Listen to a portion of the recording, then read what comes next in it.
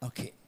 Ja, lieber Arnold, du hast uns jetzt 3 deiner Erfolgsregeln schon einmal mitgeteilt, aber ich weiß aus verschiedensten Vorträgen, die ich von dir schon gesehen habe, dass es dann noch ein paar wichtige gibt, nämlich wie wichtig ist dieser Plan B, wo viele sagen, man braucht einen Plan B, man braucht einen Plan B, ein Plan reicht nicht aus, du musst auch auf Nummer sicher gehen. Was sagst du dazu? Well, I hate Plan B. And I tell you why. Because we have so many doubters, as I've said earlier, the no-sayers. We have so many of those people that say no and you can't do it, it's impossible.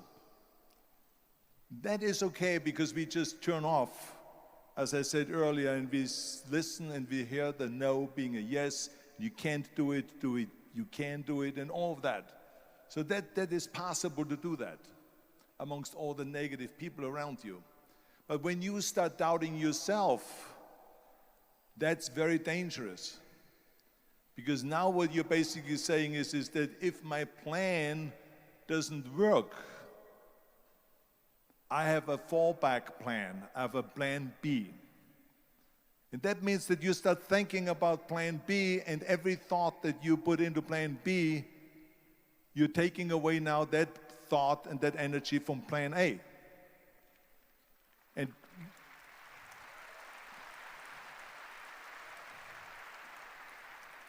And it's very important to understand that we function better if there is no safety net, because plan B becomes a safety net. It says that if I fail, then I fall and I get picked up and I have something else there that will protect me. And that's not good, because people perform better when there's no safety net. People perform better in sports and everything else if you don't have a plan B. I'm telling you, I've never ever had a plan B. I made a full commitment that I'm gonna go and be a bodybuilding champion. I made a full commitment that I'm gonna be in America. I made a full commitment that I'm gonna get in the show business and I'm going to be a leading man. No matter what it takes, I will do the work.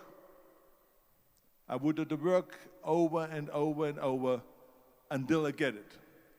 And the same was in politics and everything like that. So to me, it is very dangerous to have a plan B, because you're cutting yourself off from the chance of really succeeding. And the reason, one of the main reasons why people want to have a plan B is because they are worried about failing. What is if I fail, then I don't have anything else? Well, let me tell you something. Don't be afraid of failing, because there's nothing wrong with failing. You have to fail in order to climb that ladder. There's no one that doesn't fail.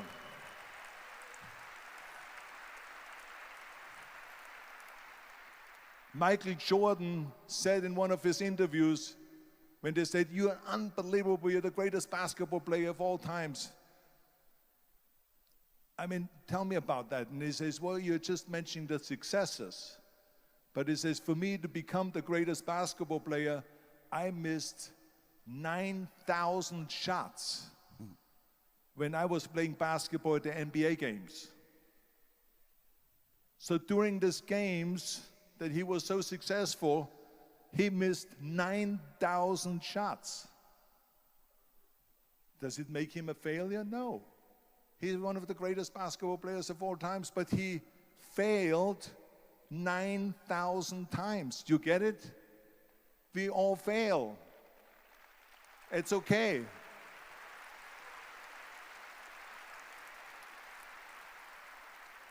What is not okay is that when you fail, you stay down. Whoever stays down is a loser. And winners will fail and get up, fail and get up, fail and get up. You always get up. That is a winner. That is a winner.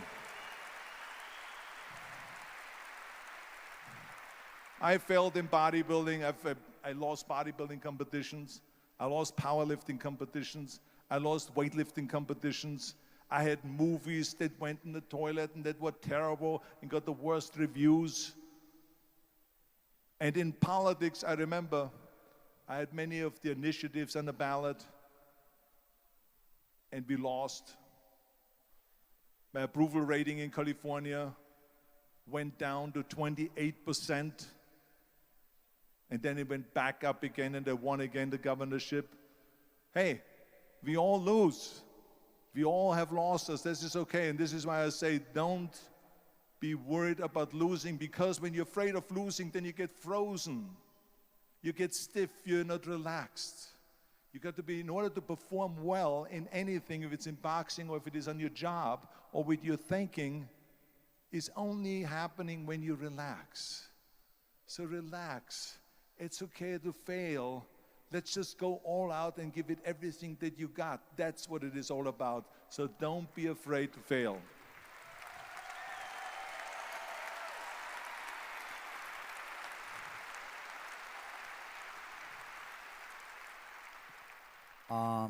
My wife Kirsten and I, we have a foundation and build up schools in Africa for poor children. So because I think it's very important when you are successful to give back to the society, give back to the world. What is your opinion to this? I absolutely agree, and I think this is one of my 6 rules to success. You can only feel complete as a person if you think about what can you do for your fellow member around you that maybe needs help. I felt like that everyone has a different motivation why you get into that. I was an immigrant going to America, and I saw how America was the most generous country in the world. I mean, they opened up their arms to me, they helped me, they invited me for Thanksgiving dinner, the people. They brought me, the bodybuilders in the gym brought me plates to my apartment because I had no plates, I had no silverware, I had no bedware, I had no pillows, I had no blanket, I had no TV, I had no radio, I had nothing. They brought it to my apartment. They helped me. And I saw that firsthand, this generosity in America. And I said to myself, as an immigrant that is being embraced with open arms, that I need to go and make sure that I give something back. Because I started thinking about how did America become such a great country? How did America become such a generous country? Well, I look back in history and I realized that people have fought for America, and people have died for America, and people have suffered for America. And so it's my job now to contribute to keep it as being the #1 country in the world. And this is when I started feeling obligated, and I said to myself, so what can I do? I'm a bodybuilder, what can I do? Well, then I realized when I saw Special Olympics that I can help and train Special Olympians. And so we started getting involved in Special Olympics, and in no time, I proposed to them to start powerlifting in Special Olympics, to have deadlift, which was a safe thing to do, and to have bench press, which was a safe thing to do. And it became the #1 sports in Special Olympics, powerlifting. They always have a packed hall of 5,000 people. And I became the national trainer and the international trainer of Special Olympics.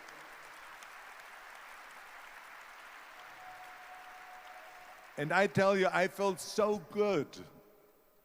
I felt better than winning a bodybuilding competition, going to one of their competitions and seeing 100 of those athletes from all over the world competing in powerlifting and being happy and being included and being felt that they're equal to all of us.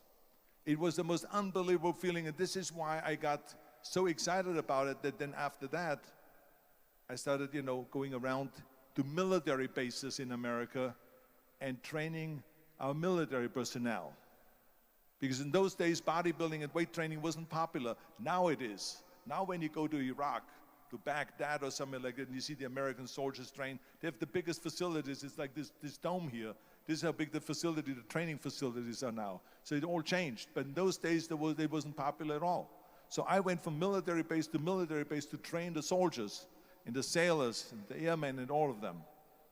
And it made me feel good again. And then after, when I met President Bush, then Vice President Bush, and we traveled around to campaign, he asked me what I want to do, and I said, I would like to be a fitness leader in America. I would like to be the chairman of the President's Council on Physical Fitness and Sports.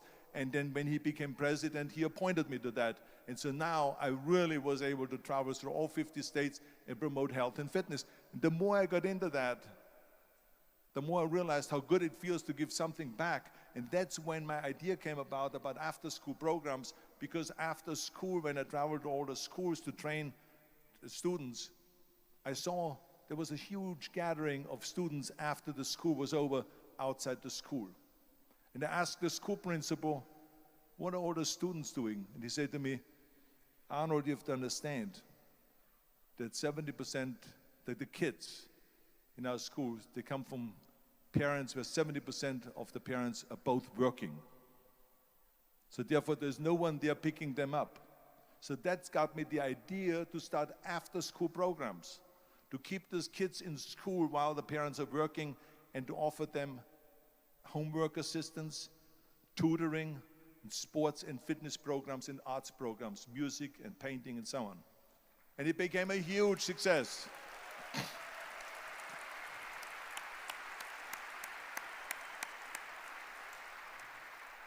So as you know, it becomes addictive. So it becomes addictive. So then when, of course, when that became very successful, now we have after-school programs all over the United States. Then, of course, when 2003 happened, where there was a governor's race in California, I said to myself, now is my chance to jump in there and to really give everything.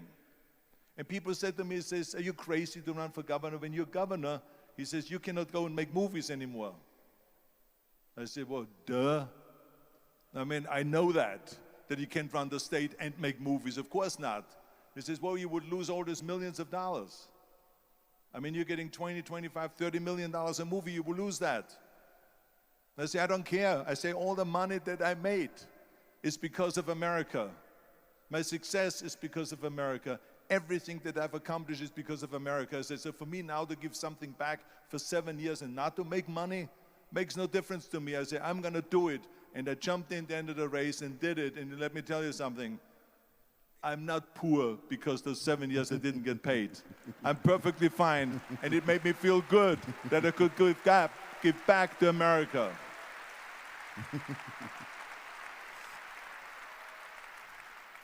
Arnold, I have told the people here today that my opinion is it is very important to learn lifetime.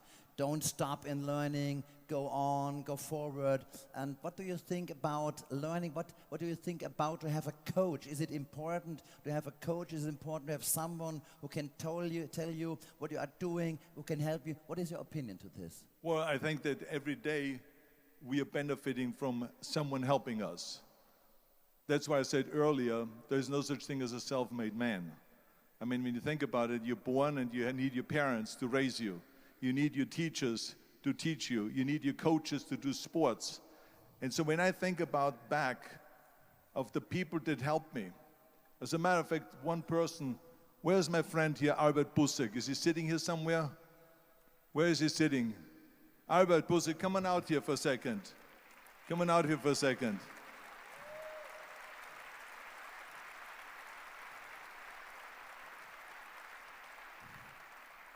The reason why I just wanted him to come out here to the front so you see him is because without Albert Bussek, I would not have had the bodybuilding career. Stay right there, Albert, and look at this way so they can see your face. Exactly.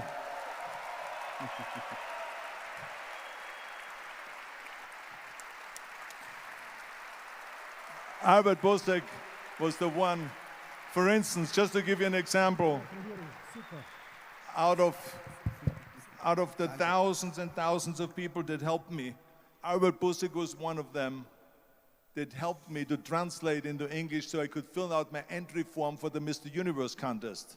And then he flew with me to London to the Mr. Universe contest.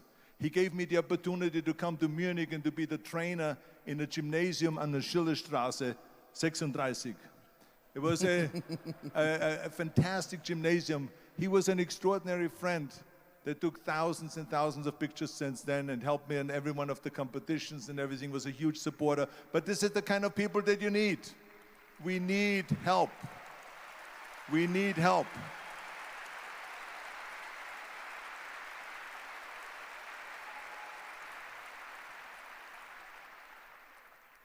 I remember that everything I did always needed help. Think about it when someone says, Arnold, you're the greatest self-made man. I said, you can call me anything you want. You can call me Arnie, you can call me Schwarzenegger, you can call me Terminator, you can call me Governator, but don't ever call me self-made man. I said, because I did not get to that point by myself. I mean, think about just to be successful in the movies. How are you going to be successful in the movies without having an audience? The only one that makes you successful in the movies is the people that go to see the movie.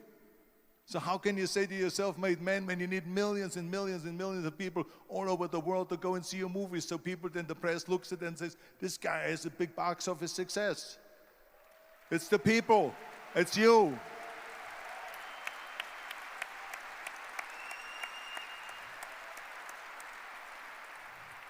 Imagine if Jürgen and I both think that we're self-made people and this hall right now is empty. No one here. Do you think this will be a successful conference? No. Who makes it successful is not him and me. We are just one little molecule that is added to the equation. But you are the ones that make this conference a successful conference. So thank you, all of you, for being here today. You are the ones that is making it big. Und ich glaube, das ist ein würdiges Schlusswort. Vielen Dank an euch alle und natürlich nochmal vielen Dank an unseren Stargast, Arnold Schwarzenegger.